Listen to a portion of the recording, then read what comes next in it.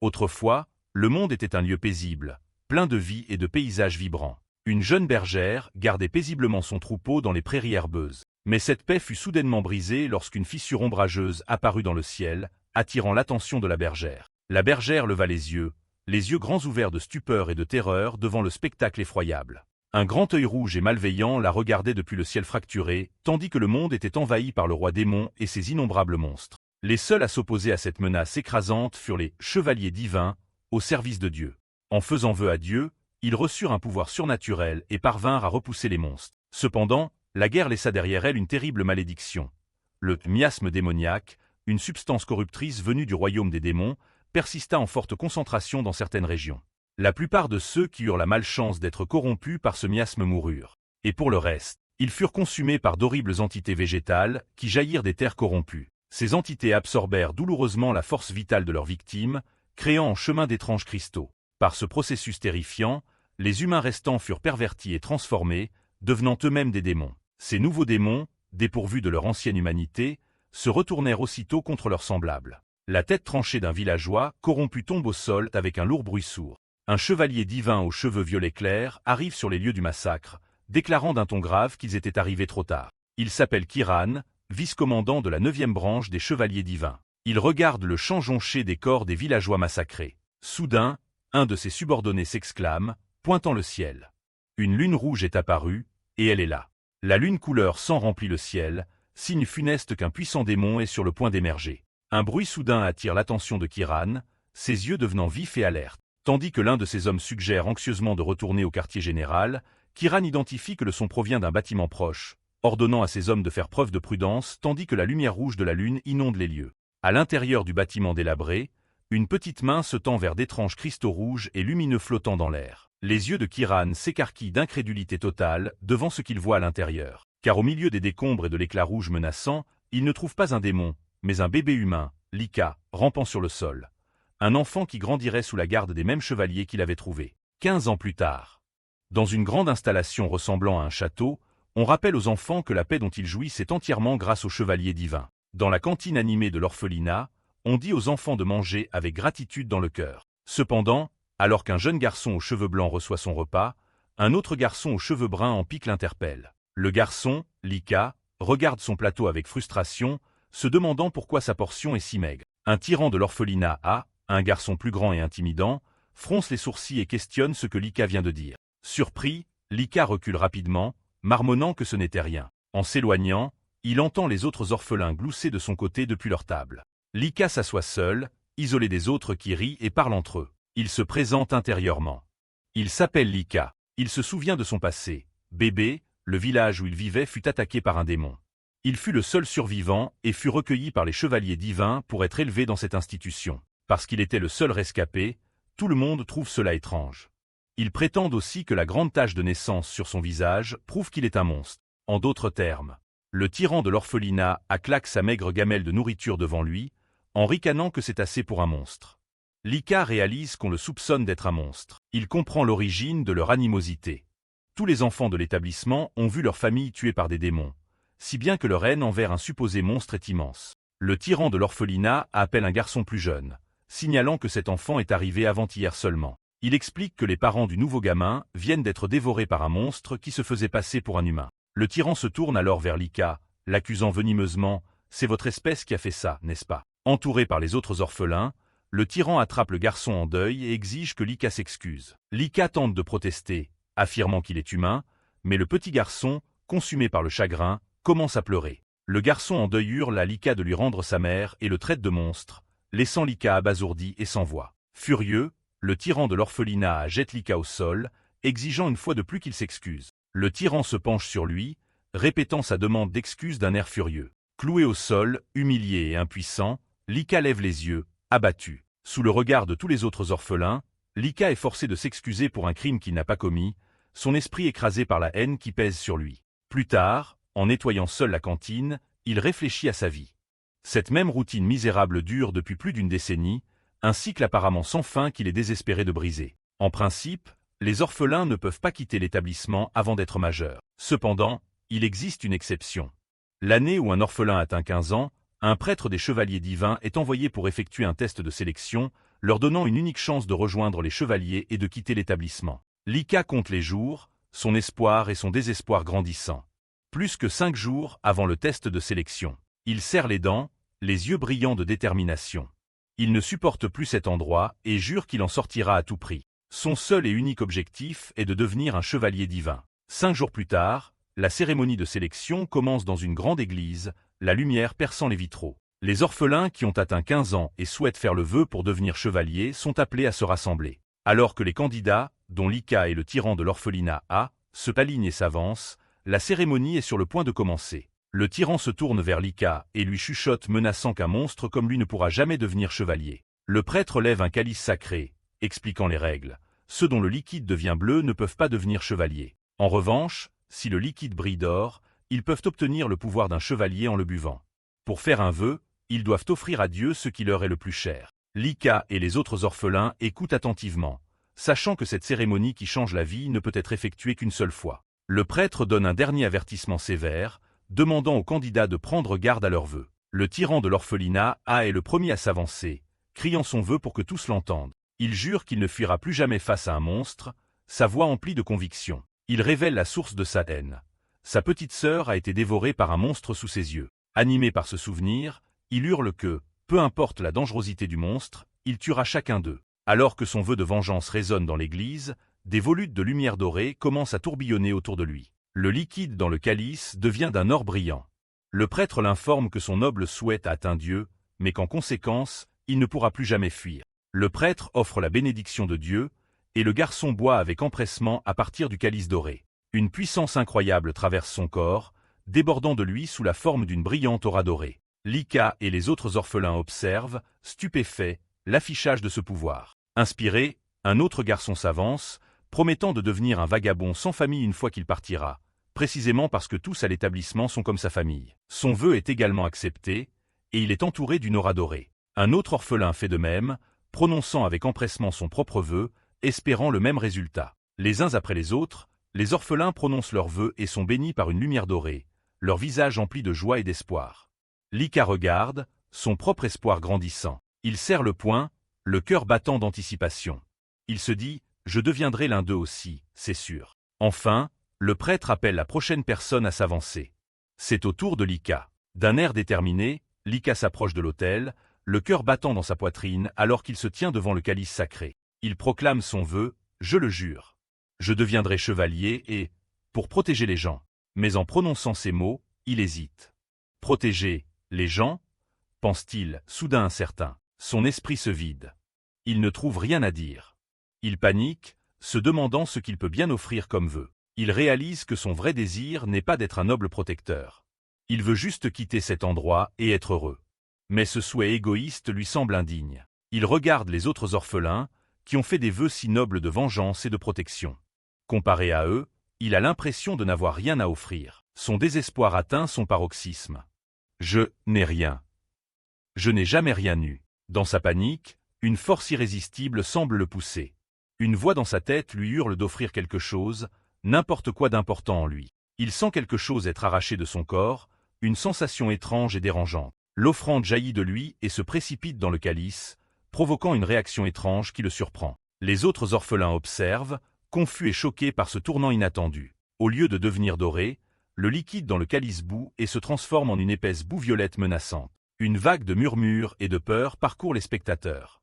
Ce n'est le résultat attendu par personne. Le prêtre fixe le calice, horrifié. « Qu'est-ce que c'est » s'exclame-t-il, « Je n'ai jamais vu une couleur aussi sinistre. » Dans un accès de panique et de peur, le prêtre déclare la cérémonie terminée et ordonne à tout le monde de se disperser immédiatement.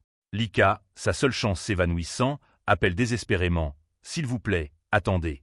Ma cérémonie n'est pas terminée. » Mais avant qu'il ne puisse protester davantage, il est transpercé par derrière par une lame de lumière dorée. Il tousse de douleur, les yeux grands d'effroi et de souffrance après cette attaque soudaine et brutale. Il titube en avant, perdant beaucoup de sang, tandis que le prêtre regarde, horrifié. C'est le tyran de l'orphelinat à qui l'a attaqué. Il se tourne vers le prêtre et dit « Prêtre, ce calice sacré, comme je le pensais, vous êtes donc un monstre. » L'accusation flotte dans l'air tandis que Lika se tient la blessure. Lika se retourne, terrorisé et confus, l'esprit en pleine agitation. « Qu'est-ce que vous ? Les orphelins nouvellement dotés encerclent Lika, ordonnant au prêtre de ne pas protéger le monstre déguisé en humain.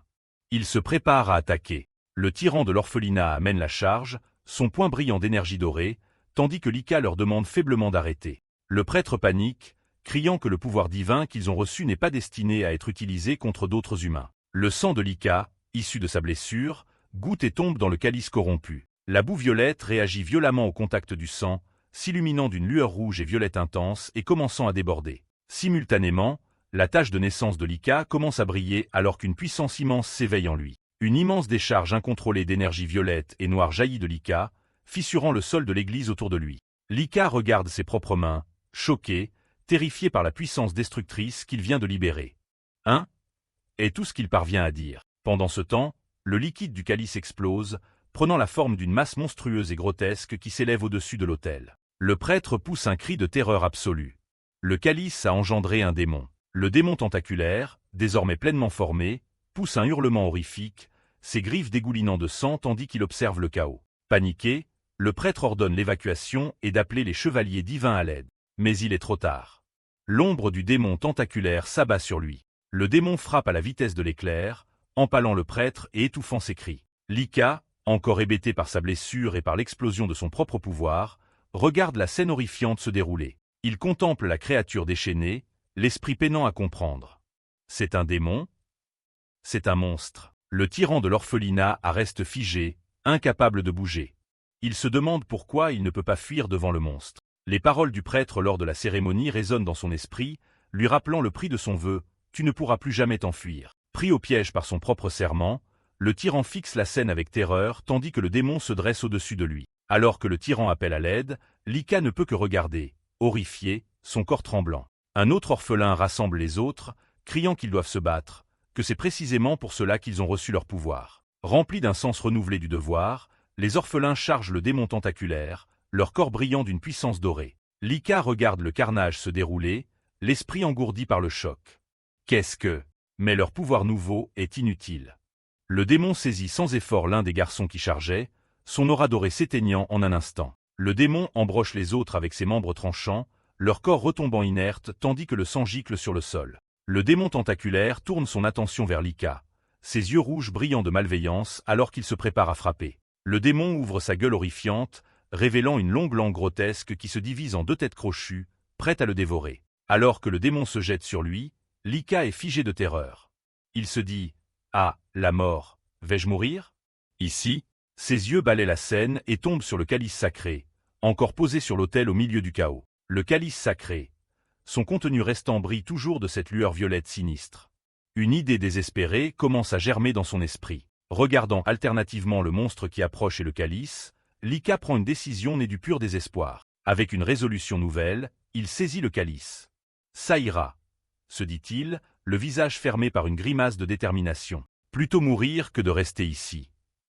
Pensant cela, il porte le calice corrompu à ses lèvres et boit le liquide restant. Une énergie corruptrice et puissante traverse son corps, provoquant une réaction intense et douloureuse. Au moment où la langue du démon s'apprête à frapper, Lika, désormais investi de pouvoir, l'attrape à main nue. Il canalise le pouvoir interdit qu'il vient d'absorber, envoyant une énorme décharge d'éclairs pourpre et noirs dans la langue du démon. L'énergie remonte le long du corps du démon, faisant exploser sa tête de l'intérieur dans un flash de lumière sombre. Lika se tient au milieu des décombres, entouré d'une aura furieuse de pouvoir interdit, ayant commis l'impensable pour survivre. Poursuivant depuis le chapitre précédent, une puissance mystérieuse le traverse. Ses yeux brillent d'une flamme rose menaçante, tandis que l'énergie interdite commence à prendre le dessus. Sa main s'enveloppe de cette étrange énergie crépitante. Au plus profond de sa conscience, Lika est perplexe, se demandant ce qui lui arrive. À la fin de la transformation, son apparence a radicalement changé. Il regarde sa nouvelle forme, troublé par la sensation étrange. Son corps est froid, pourtant il brûle de puissance. Mais une chose est indéniable. Une puissance immense et écrasante déborde de ses entrailles, prête à être libérée. À cet instant, le monstre corrompu qu'il avait acculé pousse un cri strident, brandissant son bras tranchant, prêt à attaquer. Mais Lika n'est plus le même. D'une poussée de vitesse, il se précipite en avant, un flou violet trop rapide pour l'œil. Il ne s'arrête pas au premier monstre.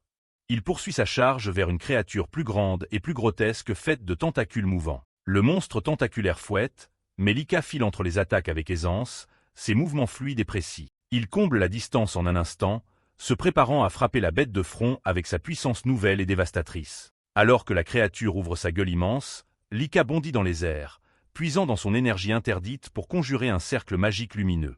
D'un cri furieux, il libère toute la force de son pouvoir, hurlant un seul mot qui scelle le destin du monstre, explose. Le cercle magique s'active, et une explosion cataclysmique d'énergie rouge et pourpre jaillit de la main de Lika, engloutissant le démon complètement. La force brute de la déflagration anéantit la créature massive, ne laissant que poussière et énergie déclinante dans son sillage. Alors que la poussière retombe, Lika se tient seule. La bataille est gagnée, mais des larmes coulent sur son visage, signe du coup émotionnel et physique écrasant de sa transformation. La puissance immense commence à se dissiper. L'aura sombre est remplacée par une lumière blanche, douce, tandis que le corps de Lika commence à reprendre sa forme initiale. Suspendu dans les airs un instant, il laisse échapper un faible soupir d'épuisement tandis que la transformation se termine complètement. De retour à son apparence familière aux cheveux blancs, Lika s'effondre au sol, faible et désorientée. De loin, une silhouette qui s'était cachée observe, choquée. C'est le tyran de l'orphelinat. Son visage est pâle de terreur, incapable de comprendre la puissance monstrueuse que Lika vient de montrer. Il n'arrive pas à croire ce qu'il vient de voir. Lika fixe son bras, choqué. Le bras qui avait été sectionné est maintenant complètement restauré, sans une égratignure. Il n'a aucune idée de comment c'est possible. Un mot résonne dans son esprit, donnant un nom à cette guérison miraculeuse, purification. Lika lève les yeux, stupéfait par cette nouvelle révélation. Soudain, une épée colossale s'abat du ciel, clouant le cadavre du premier démon au sol avec une force immense. Lika ne peut que regarder, émerveillée. L'épée est ornée et puissante, clairement l'arme d'un guerrier redoutable. Elle se dresse en témoignage silencieux de la puissance de son propriétaire. Le porteur de l'épée s'approche, ses pas lourds résonnant dans le silence. Il remarque que le cadavre du démon doit être traité avant qu'il ne répande son miasme corrupteur. Au sommet de la garde de l'épée apparaît une femme aux cheveux rouges ardents, dont la présence autoritaire est indéniable. Elle parcourt la scène avec grâce, s'excusant pour son arrivée tardive. Son regard perçant se pose sur Lika, tandis qu'elle demande si c'est lui qui a vaincu le démon. Stupéfait, Lika lève les yeux grands d'incrédulité en reconnaissant l'uniforme légendaire en présence des chevaliers divins.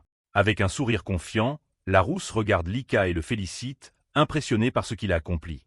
Elle reconnaît que vaincre un démon de cette taille tout seul est un exploit vraiment remarquable. C'est la commandante des légendaires chevaliers divins, Arthur. Sa puissante présence commande toute la zone. Lika est sans voix. Fixant l'épée magique massive, il ne peut pas saisir l'ampleur de ce qu'il voit. Cela, pense-t-il, est la véritable puissance d'un chevalier. À ce moment, d'autres chevaliers arrivent sur les lieux. L'un d'eux, un homme musclé aux cheveux bleus nommé Kiran, appelle sa commandante. Kiran se plaint en plaisantant à la commandante Arthur, lui disant de ne pas laisser les autres derrière la prochaine fois. Arthur répond froidement qu'ils étaient tout simplement trop lents, tandis que Lika observe les chevaliers légendaires interagir devant lui. Un espoir désespéré s'allume en Lika. Il réalise que cette personne, la commandante des chevaliers divins, pourrait être sa sortie. Si elle le reconnaît, sa vie pourrait changer pour toujours. C'est sa chance.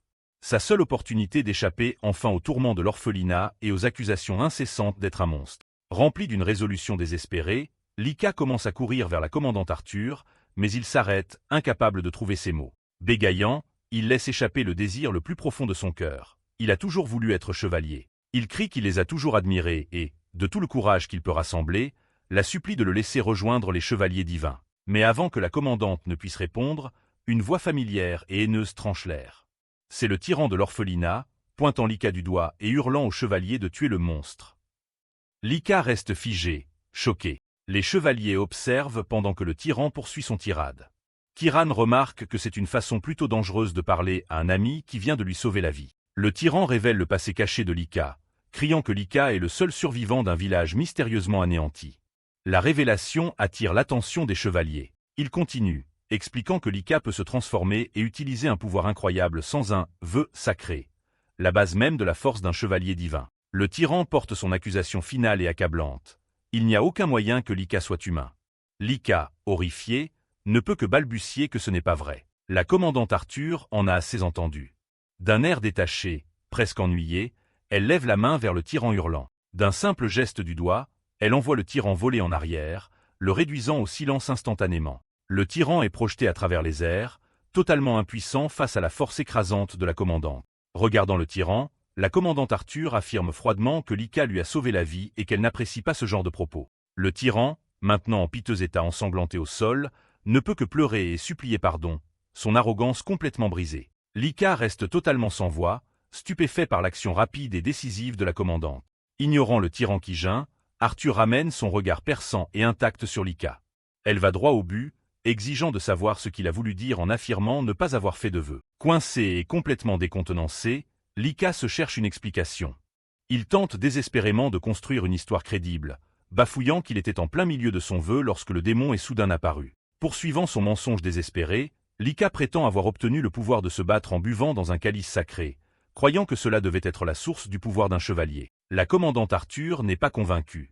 Elle affirme froidement que sans prononcer de vœux, on ne devrait jamais pouvoir obtenir le pouvoir d'un chevalier. Son regard s'intensifie tandis qu'elle accule le terrifié Lika avec la vraie question. Que as-tu donc offert? Et à qui as-tu fait ce vœu? La question reste en suspens, transperçant les mensonges frénétiques de Lika. Coincé par son regard perçant, Lika ne peut que balbutier la vérité. Il n'a pas fait de vœu. Il n'a aucune explication.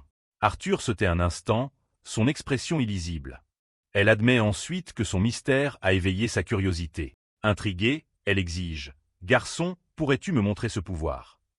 Lika est stupéfait, ne sachant comment répondre. Elle insiste que ce sera plus rapide si elle le voit de ses propres yeux.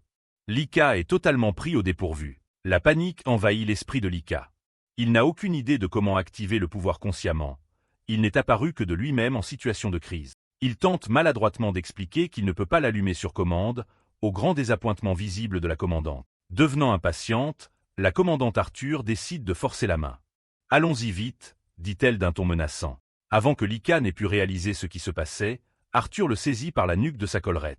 Il laisse échapper un confus « tandis que la commandante se prépare à agir. D'un puissant mouvement, elle le projette directement vers le haut, l'envoyant haut dans le ciel. Lika tournoie, impuissant, à travers les airs, criant de terreur et de confusion face à ce lancement soudain et violent. Du sol, Arthur lui hurle « Maintenant, montre-moi ton pouvoir !» Sa voix résonnant.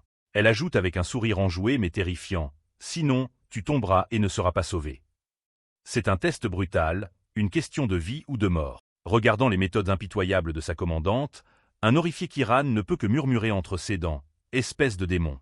Lika hurle tandis qu'il dégringole du ciel, incapable de comprendre l'épreuve cruelle et folle de la commandante. Tombant à travers les nuages, sa peur augmente à mesure que le sol se rapproche de plus en plus. La sombre réalité s'impose.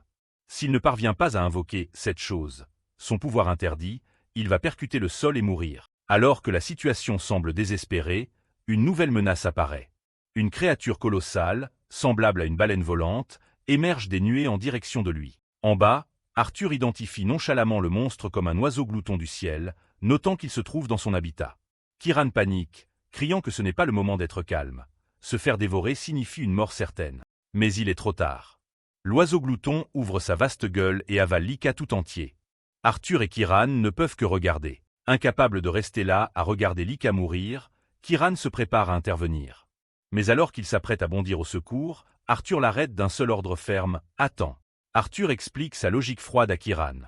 Aussi inattendue soit-elle, cette crise de vie ou de mort est l'occasion parfaite pour eux d'observer enfin le véritable pouvoir de Lika. Atterré par le pragmatisme de sa commandante, Kiran ne peut que grincer des dents et répéter son sentiment antérieur. Elle est vraiment un démon. Pendant ce temps, Lika se retrouve dans une nouvelle réalité horrifiante. Il est piégé à l'intérieur des parois pulsatiles et charnues de l'estomac du monstre. À son horreur, il voit les restes squelettiques des anciennes victimes de l'oiseau glouton flotter dans les fluides digestifs bouillonnants autour de lui. La pensée de finir comme elle le remplit d'une rage brûlante. Il serre les dents, ses cheveux commençant à luire d'une énergie rose alors qu'il refuse d'accepter un tel destin. Une effrayante excroissance semblable à une langue surgit de la paroi de l'estomac, se dressant au-dessus de lui. D'autres organes internes de la créature se tordent autour de lui, se préparant à digérer leur nouveau repas. L'une des appendices se jette vers lui, déterminée à l'achever. Alors qu'il fait face à la mort, sa vie défile devant ses yeux. Une existence remplie de mépris et de moquerie de la part de gens comme le tyran de l'orphelinat. Il pense aux misères à l'orphelinat et à l'épreuve froide et cruelle des chevaliers divins. Il conclut qu'ils sont tous les pires. Mais un feu s'allume en lui. Aussi mauvaise que fût sa vie, il déclare que mourir dans un endroit dégoûtant comme celui-ci serait encore pire. Cette émotion puissante devient le déclencheur dont il avait besoin. Dans un rugissement furieux, ses flammes interdites éclatent de nouveau. Son corps se transforme, ses cheveux poussant longs et noirs tandis que la puissance brute déborde. Lika canalise l'énergie rose brûlante, se préparant à percer la paroi de l'estomac du monstre. Il libère un vortex massif et tourbillonnant de puissance destructrice, déchirant la prison charnue de l'intérieur. Sur le sol, Kiran demande anxieusement à Arthur pourquoi elle est si imprudente. Elle répond calmement « Je veux juste savoir ». Elle veut voir si le pouvoir capable de vaincre seul un démon aussi massif sera finalement à leur avantage. Oh non. Sa question reçoit sa réponse dans le cri déchirant de l'oiseau glouton du ciel, arraché violemment de l'intérieur. Lika, dans son état pleinement transformé, jaillit hors de la créature en explosion, silhouette de fureur sur fond de tripes et de flammes interdites. Après avoir anéanti son ennemi, Lika entame sa longue descente vers le sol, la transformation commençant déjà à s'estomper. Les chevaliers en bas ne peuvent que regarder, émerveillés, alors qu'ils tombent, laissant une traînée de puissance brute qui fend l'air. Cette fois, Kiran n'hésite pas. Il bondit en avant et attrape le Lika désormais inconscient, lui demandant s'il va bien. Lika, de retour à sa forme normale, ne peut que laisser échapper un faible gémissement, complètement épuisé d'avoir utilisé son pouvoir 2 fois en une journée. Kiran le tient, soulagé, constatant que malgré l'épreuve, Lika semble totalement indemne. Alors qu'Arthur s'approche, Kiran regarde le garçon dans ses bras et déclare que pour vaincre une créature pareille seule, le pouvoir de Lika est au moins équivalent à celui d'un vice-commandant. Arthur rappelle à Kiran le passé. Il y a 15 ans, il avait trouvé un bébé dans un village en ruine. Il fut le seul à s'opposer à ce qu'on s'en débarrasse. Maintenant, ce bébé est devenu tout un spectacle. C'est Kiran, commandant de la 9e branche des Chevaliers Divins, un homme dont le destin est lié à celui de Lika depuis le tout début. Regardant le garçon qui a tant souffert, Kiran pense avec un cœur lourd qu'il aurait peut-être été mieux pour Lika qu'il soit mort toutes ces années. La voix d'Arthur coupe ses pensées, appelant le Lika maintenant éveillé. Surpris, Lika tourne les yeux vers la commandante. D'un regard stable et inébranlable, la commandante Arthur annonce sa décision. Lika sera pris en charge par les Chevaliers Divins. Son pouvoir inconnu et immense doit être gardé sous leur surveillance. Elle se tient devant les ruines de l'orphelinat, sa décision prise. Lika est choqué, incapable de croire ce qu'il entend. Arthur explique sa logique pragmatique. L'humanité est engagée dans une guerre désespérée et n'est plus en position de choisir ses forces, quel que soit le mystère de l'identité ou du pouvoir d'une personne. Le ciel lui-même semble se fissurer lorsqu'elle prononce sa phrase finale et glaçante. Ils doivent prendre tout pouvoir possible, car il reste peu de temps à l'humanité. L'histoire se poursuit sous un ciel bleu éclatant, où des carrosses élégants flottent dans les airs, laissant présager un voyage vers une nouvelle et grande destination. À l'intérieur d'un des carrosses volants, Lika gît inconscient, les cicatrices fraîches sur son corps rappelant cruellement la puissance dévastatrice qu'il a libérée au chapitre précédent. Les yeux de Lika battent lentement des paupières tandis qu'une voix d'une personne invisible demande « Tu es réveillé ?» Il lève les yeux, surpris, et voit une femme aux cheveux rouges frappants qui le regarde avec un sourire énigmatique. Troublé, Lika se précipite pour s'asseoir, s'excusant en regardant autour de lui. Il se trouve dans le carrosse avec la rousse et un homme aux cheveux bleus au visage stoïque, et demande confus où il est. En regardant par la fenêtre, Lika est stupéfait de voir qu'ils sont transportés à travers les nuages par un majestueux cheval ailé. Le carrosse vole. La commandante aux cheveux rouges explique qu'ils sont pressés et ont dû partir avant son réveil. Elle s'excuse qu'il n'ait pas pu dire au revoir à tout le personnel de l'établissement. Les mots « dire au revoir à l'établissement » résonnent dans l'esprit de Lika. L'endroit dont il voulait désespérément s'échapper est désormais chose du passé. Une réalisation pleine d'espoir naît sur son visage.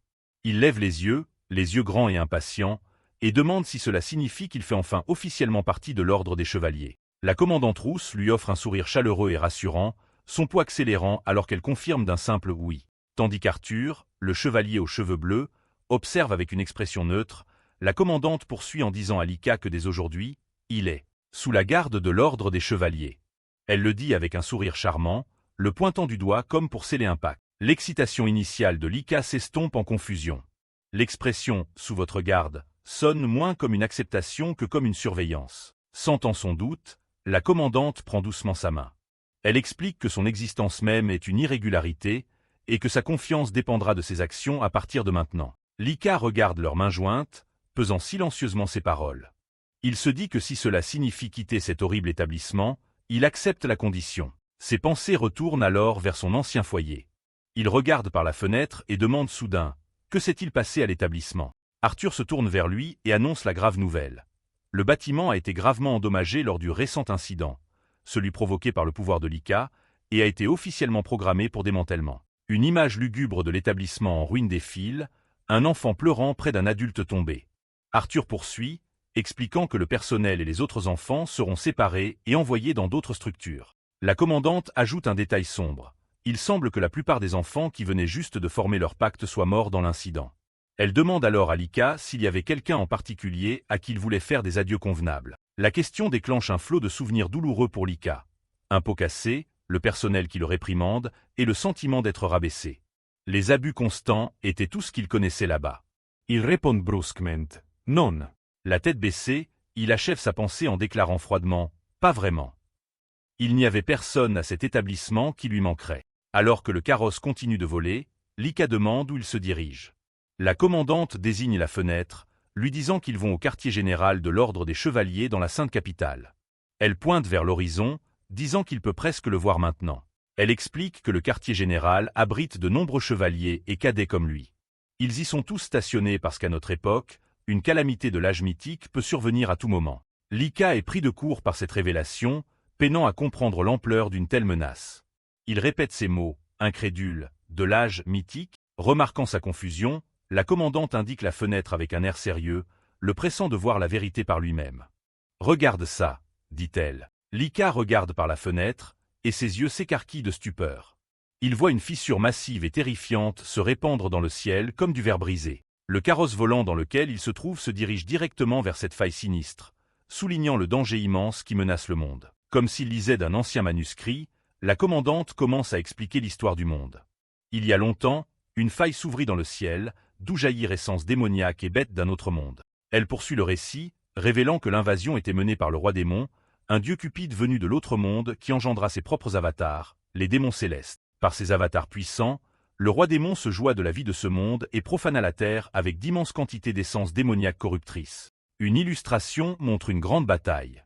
La commandante explique que l'ordre des chevaliers de l'époque réussit à repousser le roi démon dans la faille et à sceller les démons célestes à travers le continent, mais que cette grande guerre a réduit la superficie des terres humaines à ce qu'elle est aujourd'hui. Le livre d'histoire se referme avec fracas, portant la narration du passé à une conclusion dramatique. De retour au présent, la commandante regarde Lika et Arthur, admettant qu'encore aujourd'hui, ils ne savent pas avec certitude où mène la mystérieuse fissure dans le ciel. Son expression devient terriblement grave alors qu'elle livre l'information la plus glaçante. Ce qu'ils savent, c'est que la faille s'agrandit lentement. Une image inspirante de chevalier se tenant ferme apparaît. La commandante déclare avec conviction inébranlable que les seuls capables de défendre le monde contre cette menace croissante sont eux, l'ordre des chevaliers. Le poids de cette nouvelle réalité s'abat sur Lika. Il se prend la poitrine, submergé et haletant, alors qu'il saisit l'ampleur du conflit dans lequel il a été propulsé. La commandante observe sa réaction choquée, un léger sourire presque imperceptible aux lèvres. La réponse de Lika est exactement ce qu'elle attendait. Elle se penche, le tirant de sa transe. Pour être honnête, commence-t-elle, sa voix devenant plus intime, j'ai de grands espoirs pour ce pouvoir qui est le tien. Pour la première fois, quelqu'un exprime sa foi en lui. Lika est complètement décontenancé, un rougeur montant à ses joues tandis qu'il bafouille, des grands espoirs, pour moi. La commandante se rapproche encore, son regard intense tandis qu'elle lui relève le menton. De toi, dit-elle, sa voix résonnant de puissance, je sens quelque chose de puissant. Lika, complètement captivée et intimidée, aperçoit Arthur les observer, ce qui ne fait qu'ajouter à sa confusion. Elle commence à énumérer ses capacités uniques, ses mots tissant une sorte d'envoûtement autour de lui. La lumière dans tes yeux quand tu te transformes.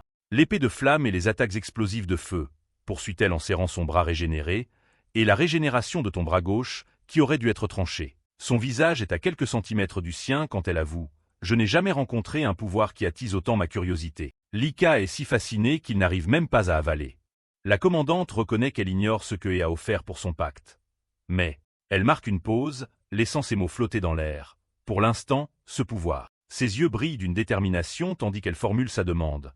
Je veux que tu l'utilises à nos côtés, pour le bien du peuple. Rempli d'un renouveau d'espoir et de but, Lika la regarde avec détermination. Être nécessaire, voir son pouvoir utilisé pour le bien, c'est tout ce qu'il a toujours voulu.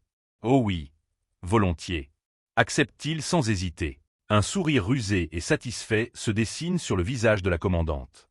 Son pari sur le garçon porte ses fruits. Alors j'ai un travail pour toi tout de suite, dit-elle gaiement. Sans un mot de plus, elle le pousse hors du carrosse volant, envoyant Lika, choqué, plonger vers la terre. La panique s'installe tandis que Lika hurle, tombant impuissant à travers l'air après avoir été poussé du carrosse. Il frappe le sol avec la force d'une météorite, s'écrasant sur le plancher forestier et créant un cratère d'impact massif. Il se redresse, s'attendant à sentir des os brisés et une douleur brûlante, mais à la place, ses yeux s'écarquillent d'incrédulité totale. Il regarde ses mains et son corps, complètement indemnes. L'absence de douleur est si profonde qu'elle paraît étrangère, comme si son corps n'était plus le sien. En levant les yeux vers les carrosses volants, Lika se rappelle la tradition. Ceux qui forment un pacte gagnent 2 pouvoirs. L'un est des aptitudes spéciales appelées « art divin », l'autre est la « protection », une caractéristique physique qui dépasse les limites ordinaires. Il vient d'en faire l'expérience de première main. Il se souvient alors des paroles cryptiques de la commandante dans le carrosse. Elle avait dit que le travail de l'ordre des chevaliers ne se limite pas à tuer des monstres, et que son premier travail était de nettoyer les déchets d'ici-bas. Alors que les carrosses disparaissent au loin, la voix de la commandante résonne, lui ordonnant d'aller en ville quand il aura fini. Lika se lève, confus, méditant sur le sens de ces mots, nettoyer les déchets. Soudain, le bruit de feuilles qui bruissent et de brindilles qui craquent attire son attention. Il entend des pas approcher. Un groupe d'hommes costauds et l'air dangereux émergent des bois. Ils se cachaient, attendant le départ des carrosses de l'ordre des chevaliers, et maintenant que la côte est libre, ils peuvent reprendre leurs affaires. Le chef brutal du groupe, un homme à la barbe épaisse et au visage cruel, aperçoit Lika. « Hein, c'est qui ce gosse ?» grogne-t-il en l'évaluant. Les bandits l'entourent. « On a entendu un sacré bruit », dit l'un d'eux en désignant le cratère que Lika a fait. « C'est toi qui as fait ça. » Lika reste silencieux, l'esprit en alerte alors qu'il tente de comprendre qui sont ces silhouettes menaçantes et ce qu'elles veulent. Le chef des bandits sourit en coin, spéculant à voix haute qu'un gamin seul dans la forêt doit être un enfant abandonné ou un orphelin dont les parents ont été tués par des démons. Son jugement cruel se confirme lorsqu'un autre bandit ajoute avec un ricanement que peu importe qui il est, tant qu'il se vendra cher. La réalisation frappe Lika comme un éclair. Ces hommes sont des bandits, des trafiquants d'êtres humains. Les paroles de la commandante prennent enfin sens. Son premier travail, son premier acte en tant que chevalier, est de se débarrasser de ces déchets. Les bandits le menacent de venir tranquillement. Mais alors, Lika le voit. Blotti derrière eux se trouvent 2 petits enfants, les mains liées, les yeux remplis de terreur. Le bandit raille en disant qu'il ne peut prédire ce qui arrivera à Lika là où il sera vendu. Voir la peur sur les visages des enfants captifs frappe profondément Lika. C'est le miroir de son propre passé, de l'impuissance et du tourment qu'il a enduré pendant des années. Une larme de rage empathique coule sur son visage. Le chef des bandits ordonne méprisamment à Lika de venir silencieusement. Mais quelque chose en lui a craqué. D'une voix forte et claire, remplie d'une conviction nouvelle, il hurle « Lâchez ces enfants, bande de salauds !» Le chef des bandits reste médusé, frappé de silence par cet acte de défi soudain et inattendu. Les yeux de Lika commencent à luire d'une lumière familière et dangereuse. Il embrasse complètement son nouveau rôle. C'est le premier travail que la commandante m'a donné, en tant que membre de l'ordre des chevaliers, déclare-t-il, la voix chargée de pouvoir. Je vais m'occuper de vous tout de suite. Au milieu des bois, un groupe de bandits tombe sur un garçon seul, torse nu. Le prenant pour une cible facile, il se demande qui il est. Le garçon, Lika, se tourne vers eux d'un regard vif et déterminé, impassible face à leur nombre. Le chef des bandits ricane, décidant que peu importe qui est le garçon. Puisqu'il est sur leur territoire, il est une proie. Sur ce, il sort son épée. Sur ordre d'attaquer, le groupe de bandits se jette sur Lika d'un seul mouvement. Le choc des lames résonne, mais Lika, n'utilisant que ses mains nues, part habilement leurs armes. Alors qu'un bandit abat son épée, il est stupéfait de constater que sa cible a complètement disparu. Soudain, la voix de Lika se fait entendre derrière les bandits, rassurant calmement quelqu'un que tout va bien maintenant. Les bandits se retournent, horrifiés. Ils sont choqués de voir que Lika s'est instantanément placé de l'autre côté du sentier, accroupi près du sol. Il est révélé que Lika protège un groupe d'enfants terrifiés. Il leur ordonne de rester en arrière, tandis qu'ils se préparent à affronter la menace. Lika fixe les bandits, ses yeux commençant à luire d'une lueur rouge menaçante. Les hommes sont visiblement terrifiés par ce changement soudain.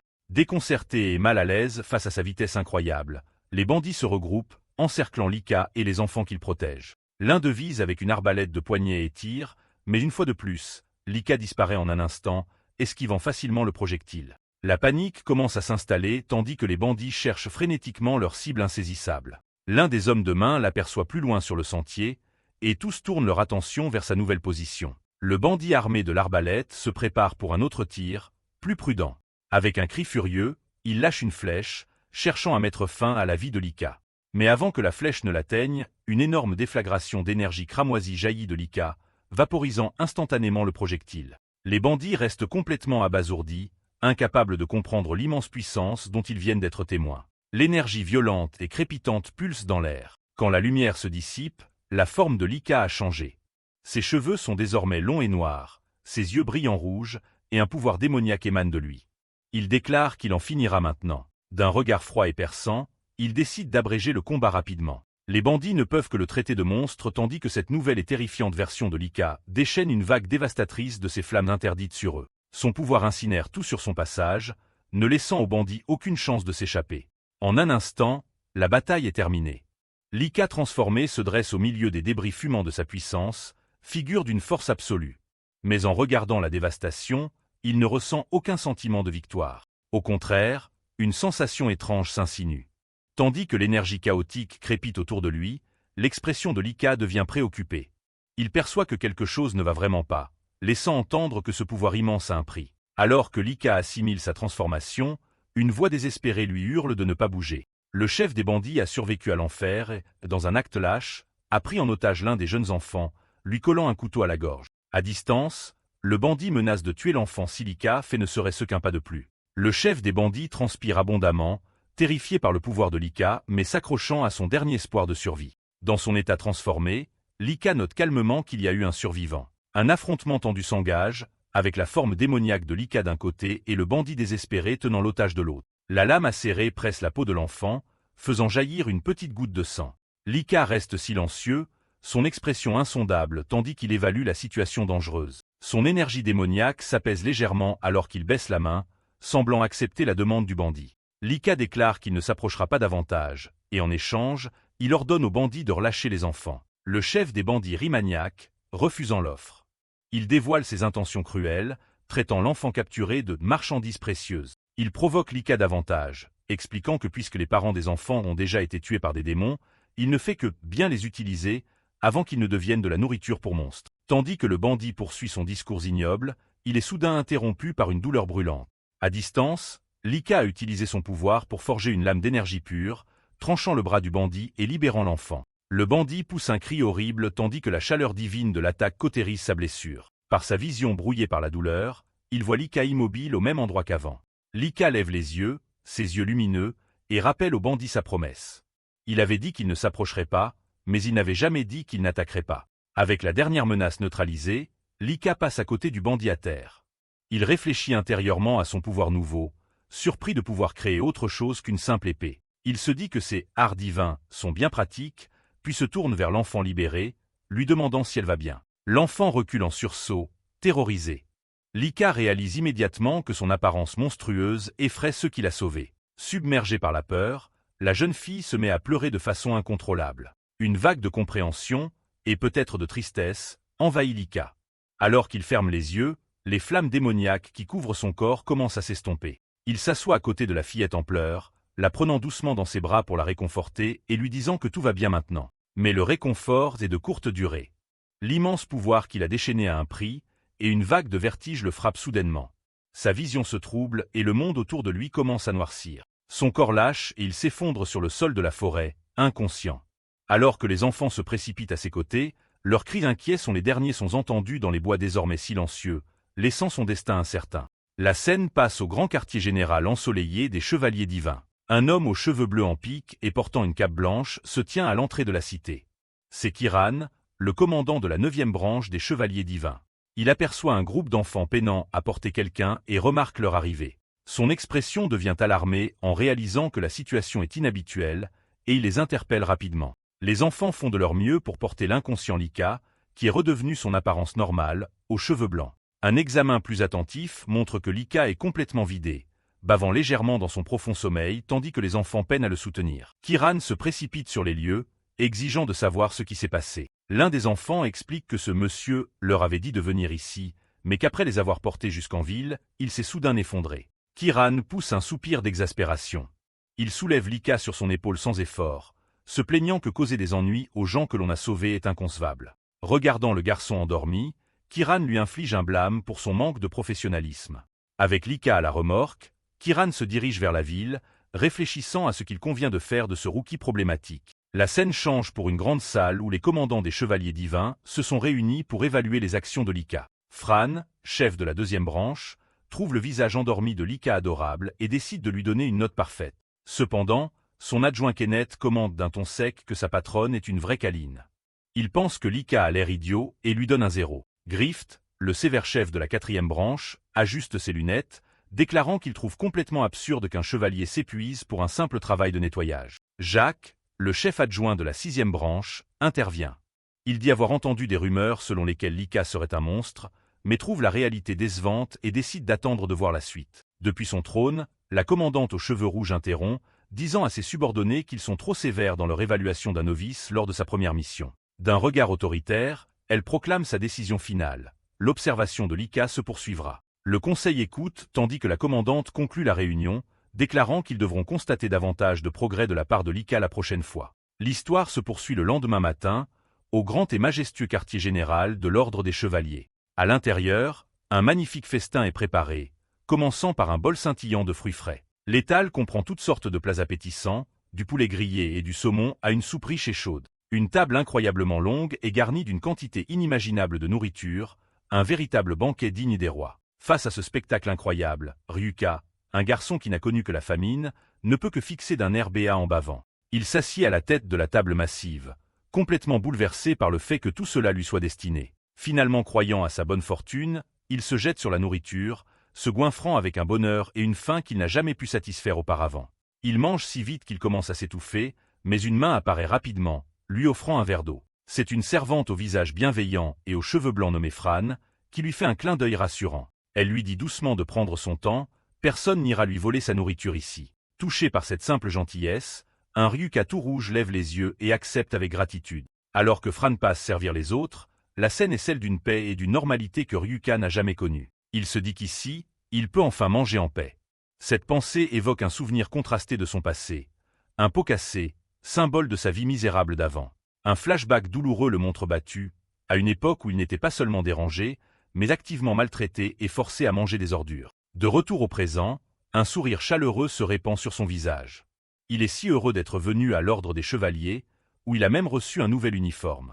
Mais son moment de paix est soudainement interrompu par une voix qui l'appelle. Un homme à l'air sévère, aux cheveux noirs, s'approche en le dominant du regard. « Tu es Ryuka, n'est-ce pas » demande-t-il. La bouche encore pleine, Ryuka confirme son nom tandis que l'homme s'avance vers lui d'un pas menaçant. L'homme se colle dangereusement près de lui, le regardant de haut avec un air de dédain. Complètement déconcerté par l'attitude de l'inconnu, Ryuka ne peut que marmonner. « Hein ? Quoi ?» L'homme se contente de pfter, manifestement peu impressionné. Dans sa tête, il traite Ryuka d'idiot, ce qui provoque chez le garçon une réaction furieuse et puérile. Se retournant, l'homme ordonne à Ryuka de le suivre, ajoutant un défi cryptique « Es-tu une ordure sans valeur ou un idiot utile ?» Je vais le savoir. Furieux des insultes et de l'ordre soudain, Ryuka se lève d'un bond. « C'est quoi ton problème, surgir de nulle part ?» hurle-t-il, exigeant de savoir qui est cet homme arrogant. L'homme reste tourné, sa réponse froide et autoritaire transperçant la colère de Ryuka. « Je suis Kenneth. » Le nom flotte dans l'air, laissant Ryuka abasourdi, attendant des explications. Kenneth précise sa fonction avec une supériorité assumée. Il est le vice-commandant de la 2e branche de l'Ordre des Chevaliers. Ryuka est encore en train d'assimiler le titre quand Kenneth l'interrompt avec impatience, lui ordonnant simplement de se taire et de le suivre. Kenneth se tourne alors vers la servante, Fran. Il lui dit qu'elle vient aussi et, d'un ton condescendant, lui demande combien de temps elle compte rester dans cette tenue. Avant que Fran, surprise, ne puisse répondre, Kenneth révèle sa véritable identité à tous. Il est temps de partir, commandant de branche Fran. Ryuka est absolument stupéfait par la révélation. Alors qu'il essaie de récupérer son assiette, Fran, désormais dans l'attitude d'une commandante, lui dit de se dépêcher s'il vous plaît. Toujours sous le choc, Ryuka ne peut que marmonner « commandant de branche », tandis qu'on le laisse derrière dans la grande salle. Quelque temps plus tard, le trio marche sur un chemin à l'extérieur de la capitale. Fran porte maintenant son uniforme de commandante et mène la marche, Kenneth sourit en coin et Ryuka traîne derrière eux. Ryuka est toujours complètement perdu, son esprit s'efforçant de concilier l'image de la douce servante avec celle du haut officier. Remarquant son trouble, Fran se tourne vers lui avec un sourire doux et lui dit de ne pas s'inquiéter. Elle déclare joyeusement que leur objectif du jour est simple, que tout le monde rentre chez soi sain et sauf. Son encouragement chaleureux semble calmer Ryuka un peu, et il acquiesce d'un air hébété. Alors que Fran fredonne en marchant devant, Ryuka ne peut s'empêcher de se rappeler son image antérieure de servante gentille, trouvant difficile de réconcilier les deux identités. Il se murmure qu'il ne peut pas croire qu'elle soit si importante, Elle n'en a pas l'air. Kenneth interrompt ses pensées en informant la commandante qu'ils sont presque arrivés. Fran se tourne vers eux avec une expression enjouée, annonçant qu'elle va rapidement revoir les détails de la mission. Elle explique qu'une observation de monstres a été signalée en périphérie de la capitale royale. Bien que les dégâts soient mineurs, une réponse rapide est nécessaire. C'est pourquoi une commandante de branche et un vice-commandant ont été dépêchés. Son regard se tourne ensuite vers Ryuka, et elle ajoute que puisqu'ils en ont l'occasion, ils vont utiliser cette mission pour voir de quoi il est capable. Son ton devient sérieux lorsqu'elle révèle la vérité entière. Puisque Ryuka est maintenant sous la garde de l'ordre des chevaliers, elle et les autres commandants ont débattu de son sort. Cette mission est, en substance, une évaluation. Le mot « évaluation » tombe sur Ryuka comme une masse. Il regarde, horrifié, réalisant le véritable poids de cette sortie. La peur de perdre la nouvelle vie qu'il vient de trouver le plonge dans une spirale de panique.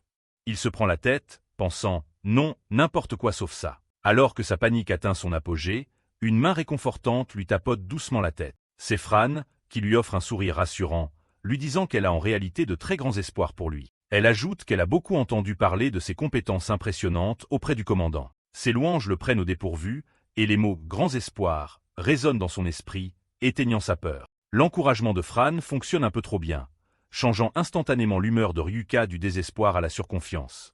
Il bombe le torse et se vante que si les adversaires sont juste des monstres, ce sera facile, et la personne qu'il est maintenant pourrait les éliminer en un rien de temps. Cependant, Kenneth lui plante immédiatement un tacle avec une remarque cynique.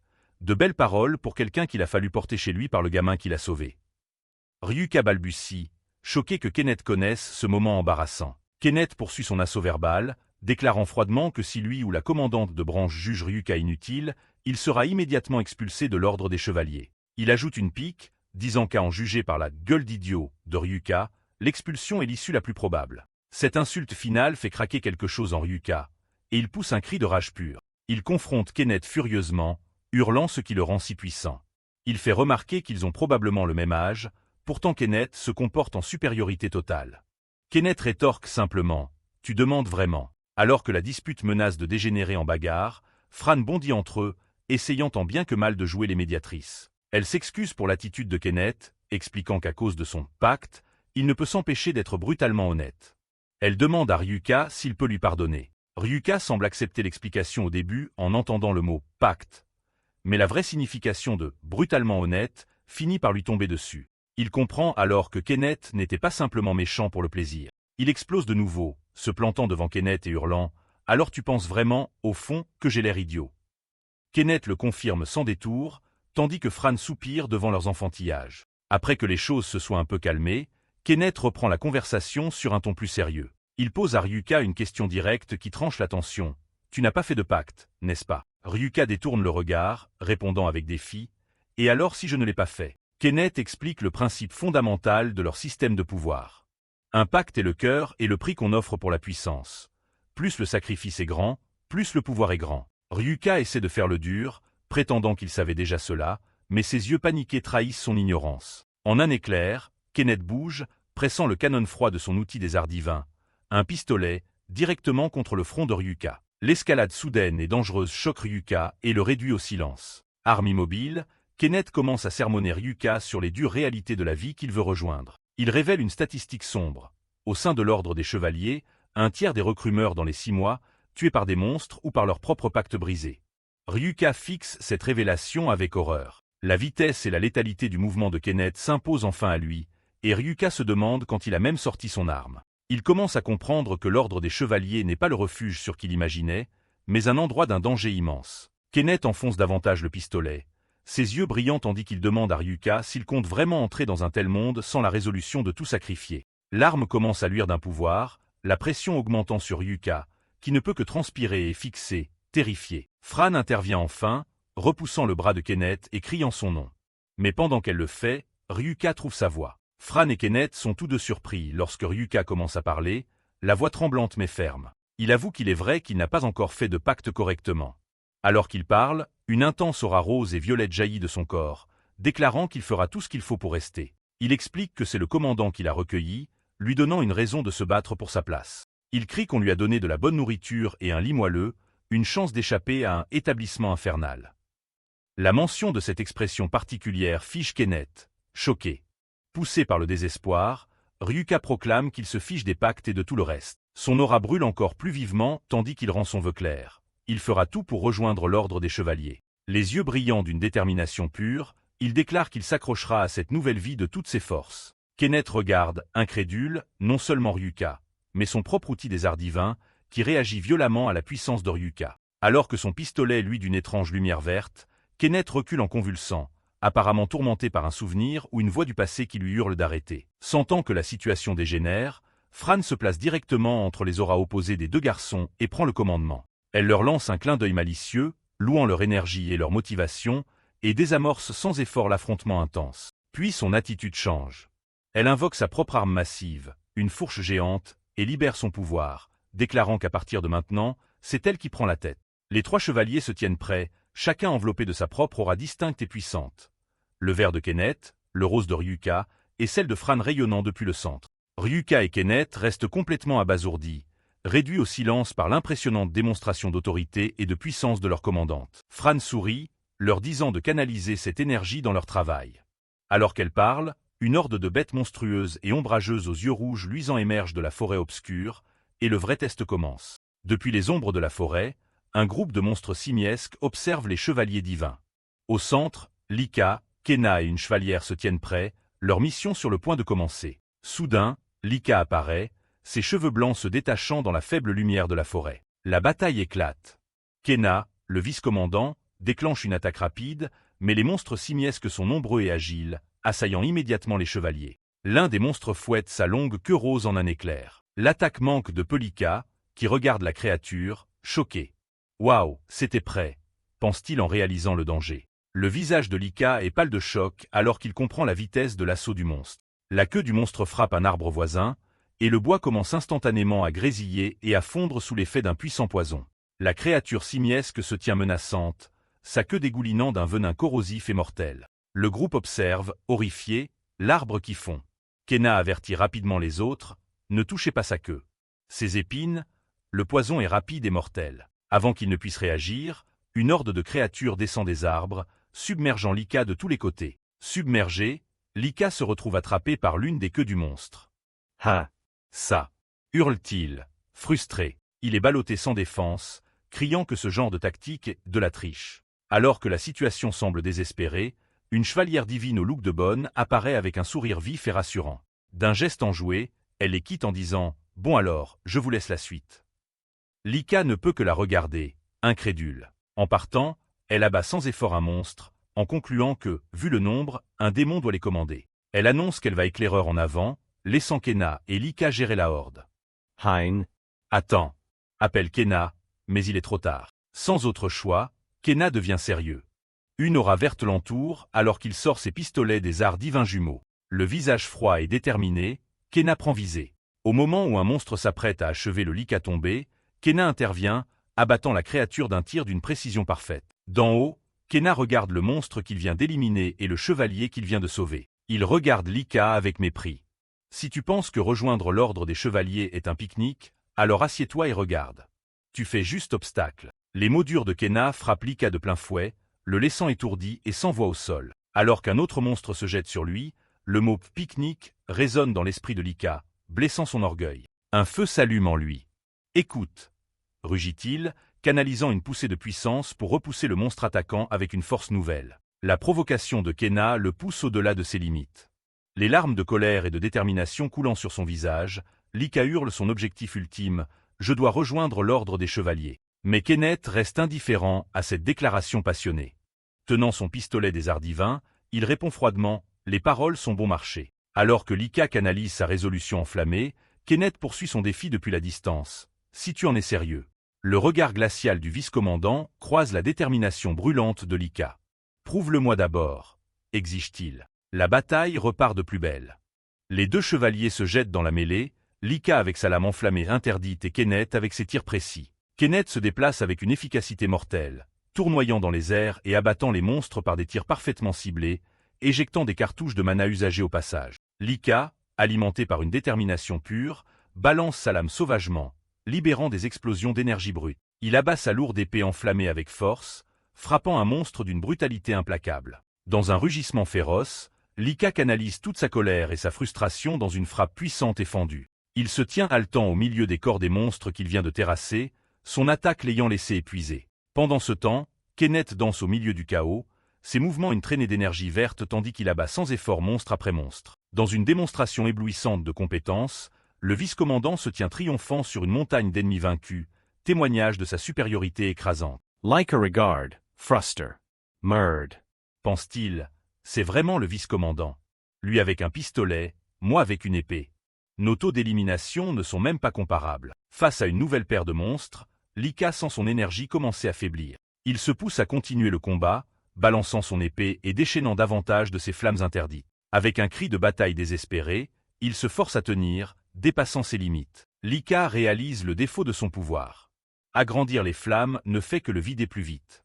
Des souvenirs d'enfants appelant leur grand frère lui traversent l'esprit, mais il sait qu'à ce rythme, il va s'épuiser en un rien de temps. À ce moment, la voix de Kenneth tranche ses pensées, dégoulinante de mépris.